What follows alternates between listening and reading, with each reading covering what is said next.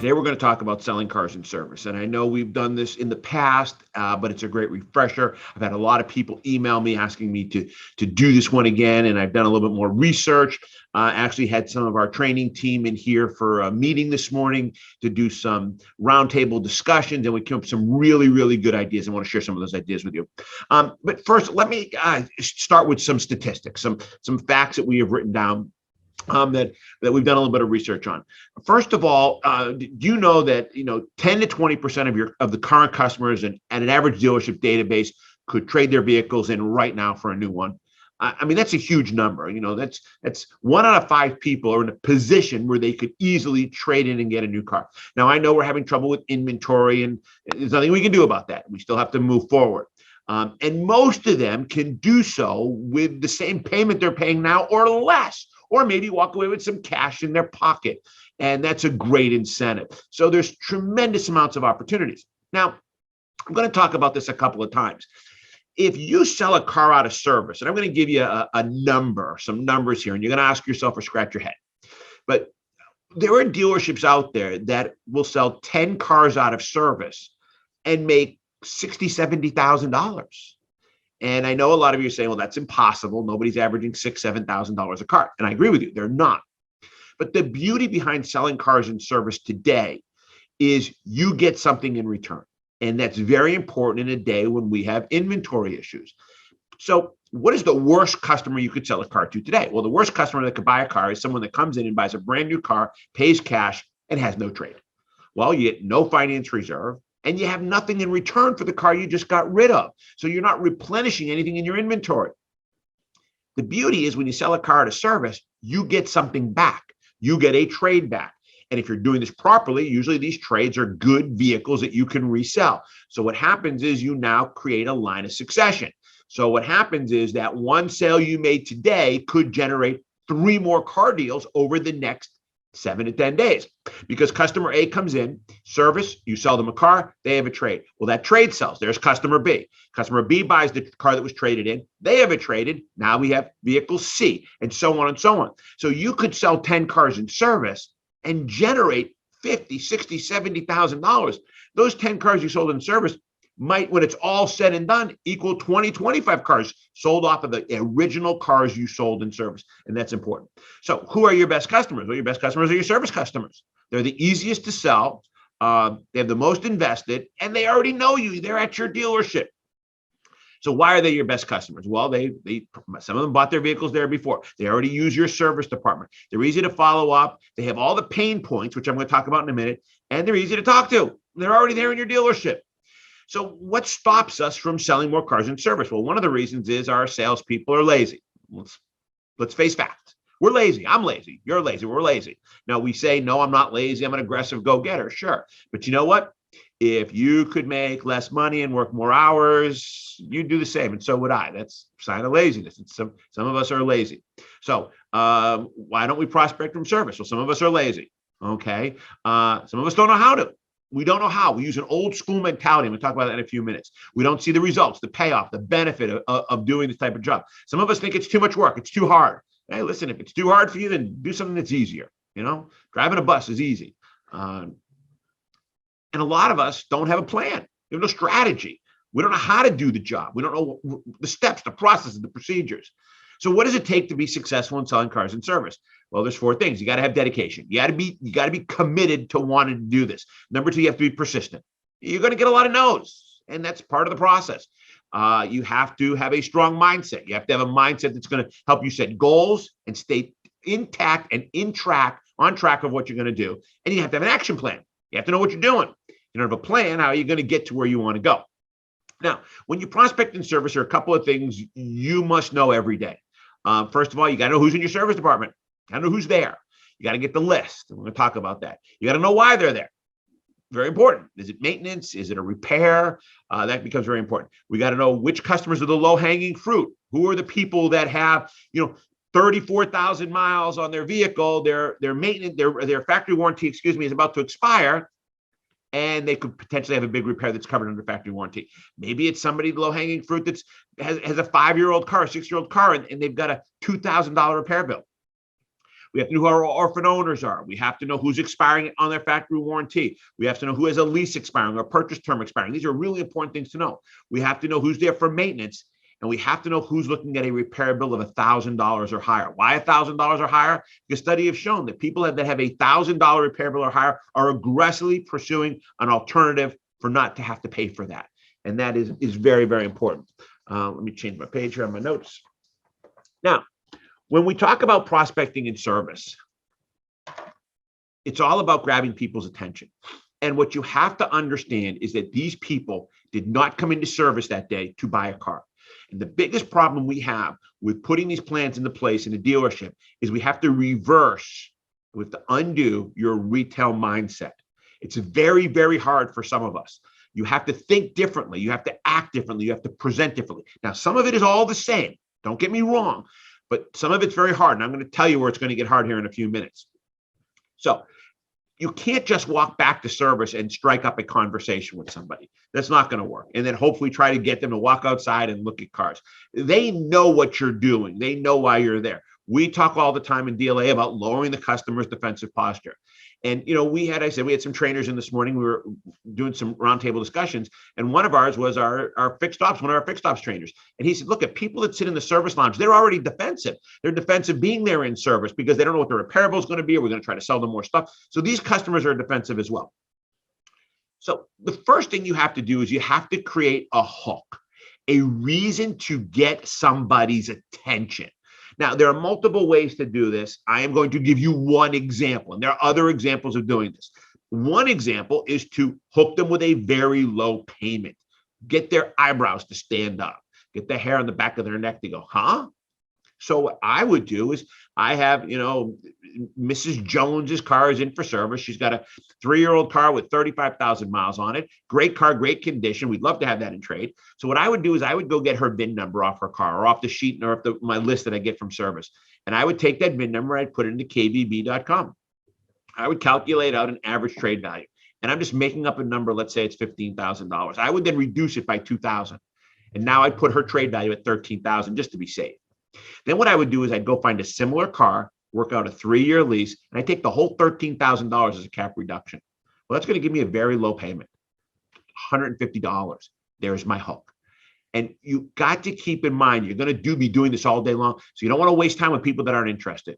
So what I would do is I would very casually go up to Mrs. Smith and I'd say, Mrs. Smith, my name is David. I'm one of the representatives here at the dealership. I noticed your car was in for service, and I got to tell you, it's in great condition. We're in a tremendous need for used cars. Actually, the color you have is perfect. We are paying top dollar, and I didn't know if maybe you'd be interested in trading up to a newer model. I actually did some math, and I could put you in a brand new model for $150 on a 3-year lease.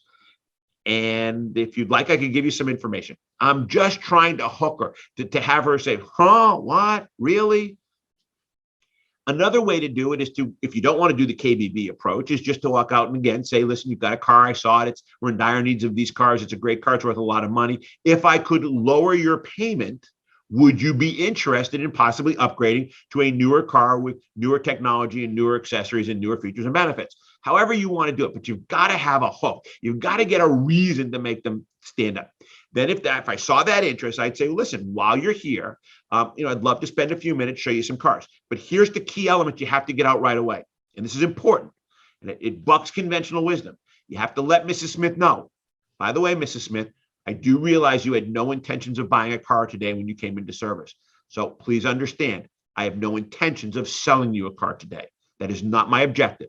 My objective is to get you interested, give you some information, let you take it home, think it over, digest it. And then if there's an interest, for you to follow back up with me. Once Mrs. Smith feels that you're going to try to ask her to buy that car today, you lost it, you're done. She will not spend any time with you. And that's where this starts to get hard, because you cannot let people think you are going to try to sell them a car today. And I'm going to go further on with that in a few minutes. So now you got Mrs. Smith interested. So now she says, sure, I'll spend a few minutes. Now you're going to take her out into your lot. And this is where you're going to get into your normal, typical DLA sales process. You're going to walk her out there and you're going to do an inventory walk. Point out the car maybe that you've done the numbers on or that you think is a good fit, but let her see all the cars similar to what she has. You're going to ask her if she wants to sit in one of the cars. If she attracts to one car, would like to sit in this car. You're going to do an internal presentation. Maybe you'll get lucky and say, hey, let's take a few minutes. Let's drive the car. Come back. You're going to do your walk around of the car. So there are some parts of your typical sales presentation you're going to do. When you're done with that, now it's time to bring her back in and present the numbers. Now, this is again where this is going to get difficult for most of you. You cannot, and I'm going to say it again, you cannot ask Mrs. Smith to buy that car today. You will lose because she is not intending in doing this. You will lose. You might get 1 out of 10,000 of them that'll say yes. But once you ask and she says no, you've lost your opportunity. It's done. And again, I'm telling you, most people, male, female, married, single, are not going to buy a car on the spot. Now, could it happen? Absolutely, it could happen. And I know a lot of managers out there are going to say, well, you got to at least ask. No, you don't. Because once you've asked, you've changed the whole dynamics of your presentation. And that person is going to leave there not even thinking about what you've done, other than that you try to sell them a car today. The job here is to get people interested, to get them into your pipeline, as many as possible throughout the day. This is a numbers game. So again, we had a meeting this morning and we came up with a great conclusion. Don't even bring Mrs. Smith to your desk. Let her go back into the lounge. Mrs. Smith, why don't you go have a seat back in the lounge? I'll be with you in less than 5 minutes. Let me get all that information for you. And I would go and create a worksheet. And I would bring it out to Mrs. Smith and I would present the vehicle to her. Mrs. Smith, here's the car that you looked at. It's a 3-year lease. Here's a cap reduction, da. Oh, by the way, do you have a payoff? Maybe I've got to adjust the payoff. If there was no payoff, just present it to her. And then you've got to say to her, now, why don't you take this home, think about it, and digest it?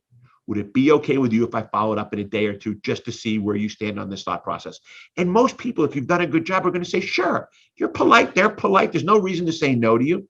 Now, if Mrs. Smith in conversation said, oh, my husband might like this or my husband might like that, say, bring it home, show it to your husband, discuss it with your husband. Don't say, do you want to call your husband? Do you want to see if your husband will come in right now? You're changing the dynamics of what you're trying to accomplish. You're trying to build up a pipeline. And all you're doing is scaring her away. This is why it's failed so many times in the past. And once she says no to you and she's mad, it's over. It's over. So let her take that information home. Now, an hour or two after she leaves, you need to go out and make a quick video of the car. Take your cell phone out, do a little walk around a minute. Hi, Mrs. Smith. Thanks so much for coming in. I thought I'd give you a quick video of the car that we looked at, that we drove. It's da-da-da-da-da-da.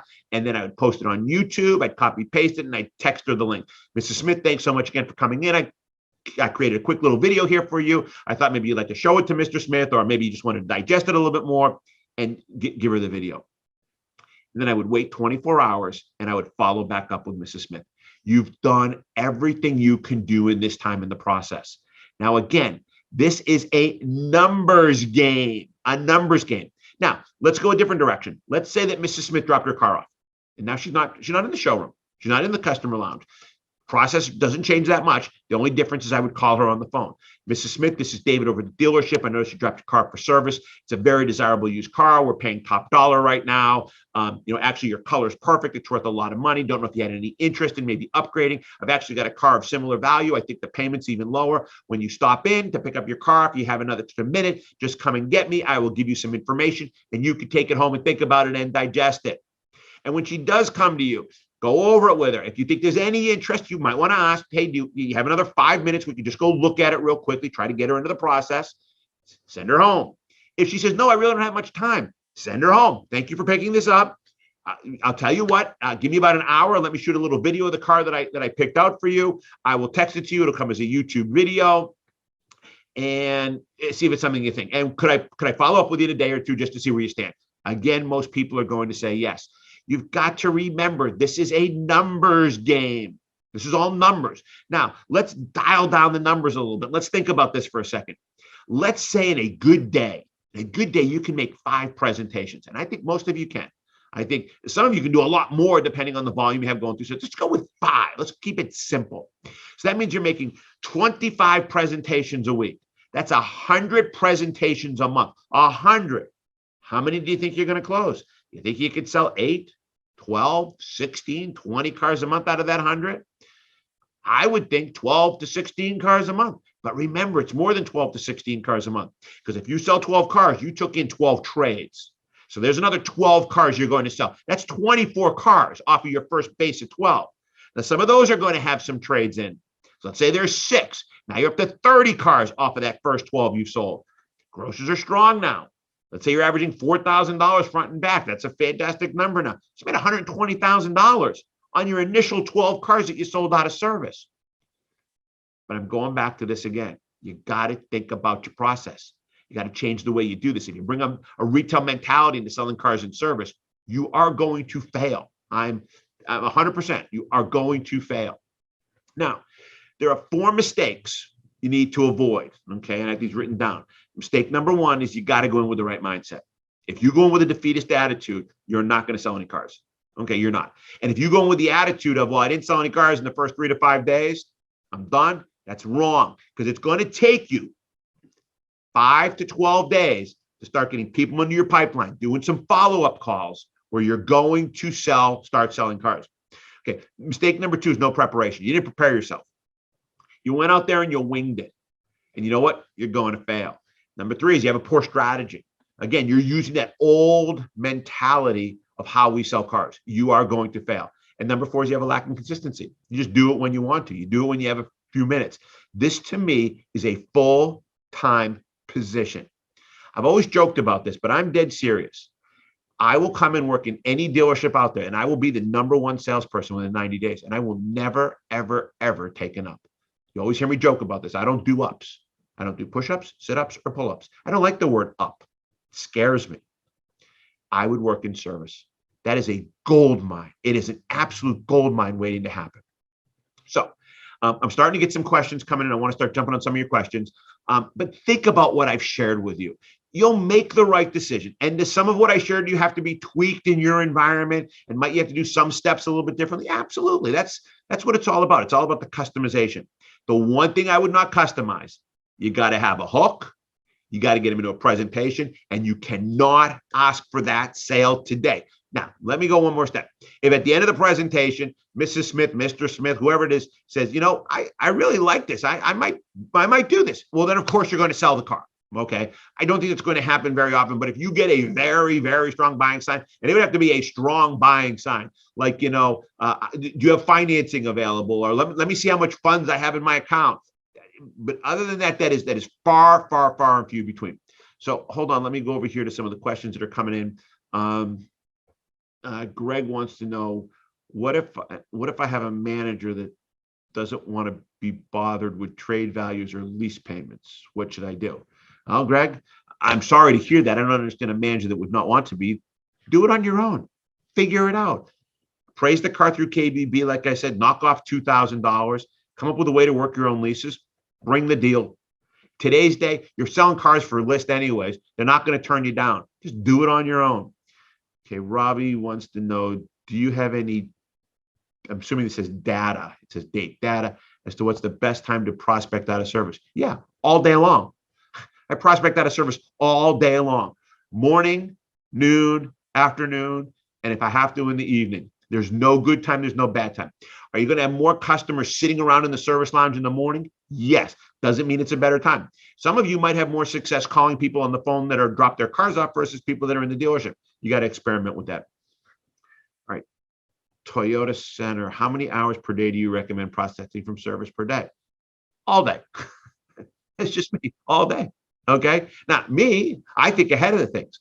If I found out that I was selling cars on a regular basis, and you're going to hit a limit. You can only sell so many cars as a salesperson.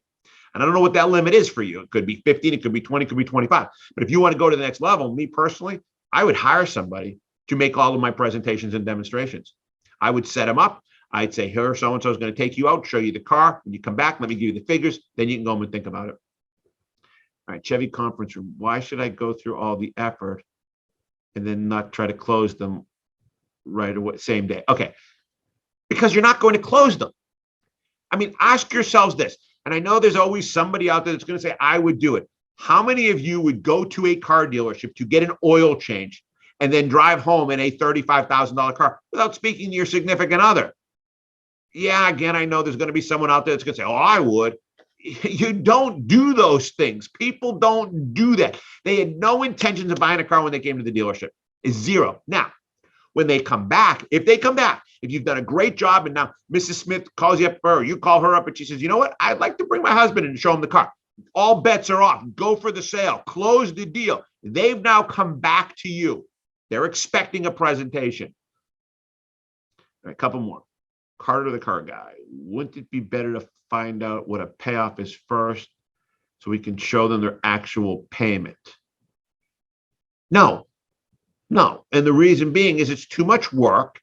I want to know right away if somebody has an interest. If they don't have an interest, I'm moving on to the next person. There's too many people waiting for me. Some of you are going to run into a problem. You can't get to everybody. So I don't know if I want to do too much legwork. The only preparation I want to do is I want to make sure that it is someone that qualifies. Why are they in the service? How many miles are on their car? How old is their car? I don't care what their payoff is right now. If I can get them inspired, things are going to happen. Now, am I going to get some people inspired that owe too much on their trade? Yeah, it's possible. I mean, that's a possibility. Look at how many times we have people that are buried in their trades and we take them out of their trades and put them in new cars. All right, Blaine wants to know, do you recommend I get a full week schedule of service appointments or just day by day? Blaine, that's a personal opinion. I mean, I don't think it hurts to get the whole week. I'm a kind of day by day person. I kind of like to get to the dealership early or maybe the night before, get a printout of all the appointments that come in during the day. If I find that I'm running out of opportunities, I might go into the service department at 2:00 and see if anybody's come in, drop their car off that wasn't on the schedule. Maybe if we have a quick lube, I'll start getting some cars off the quick lube. Quick lube is a little bit of a unique situation. I might be calling these people more than trying to stop them in the quick lube lane. They're in quick lube because they want to get in, they want to get out. So I might call them after the fact and see if I can spark some interest for them to come in, or maybe email them some information on the vehicle. All right, let's do one more. Dodge salesperson. Do you endorse just hanging out in service and trying to strike up a conversation on the fly? Me? No, that's not my personality. Now, I know I'm very outgoing and very aggressive. I don't want to waste time trying to strike up a conversation with someone. I'm not trying to get a date, okay? I'm trying to find out real quickly, do you have an interest in maybe upgrading your car? That's why I cut to the chase. Mrs. Smith, my name is David. I noticed your car was in service. We're in a dire need of pre-owned cars, and your car is absolutely perfect. And it's only got 34,000 miles on it, and it's worth a lot of money. I'm not sure if you're interested or not, but if you are, I might be able to lower your monthly payment, maybe put some cash back in your pocket and put you in a new car. Please keep in mind, I am not going to try to sell you a car today. That is not my intention, because I know you had no intention of buying a car today. But if you had a few minutes, I'd love to spend a few minutes with you, show you some of the cars we have, give you some information, let you go home and think about it and digest it. Does that interest you? She says, no, I don't think I'd be interested. Great. Thanks for taking a second to listen to me. If I can help you with anything else, please let me know. And I'd go on to the next one. I don't want to waste time striking up conversations to get the negativity. So there are a few more questions in here. We're going to run out of time. I always will answer all your questions via email. I really hope I'm making you think about this. And folks, I know that we're selling every car we got coming in. I get it. For me right now, if I was a dealer, a GM, a sales manager, the biggest thing that I like about selling cars out of service is I get a car back in return. I really do. It does me no good to sell a car and not get a car in return. It hurts my inventory. Used cars are hard to get. We're paying through the nose for used cars. Everyone's scrambling for cars. It's almost like saying, I don't want to sell a car unless I get a car in return. I know we don't do that. We have to sell a car. But to me, now's the time to get this up and running, because once you get this working smoothly, this whole thing with inventory is going to break. This is not a forever deal. We all know that. So hopefully shortly, we're going to start getting a flood of inventory. And keep something in mind. Somebody else brought this up in this morning's meeting. We got another problem coming around, and that is we got a lot of 2021 cars sitting on lots that don't have these chips in them. Once the chip comes, they're going to start coming. And so are the 2022 models. So we're going to need a way to get rid of these 2021 vehicles. And there's no better way than by doing that through the service department.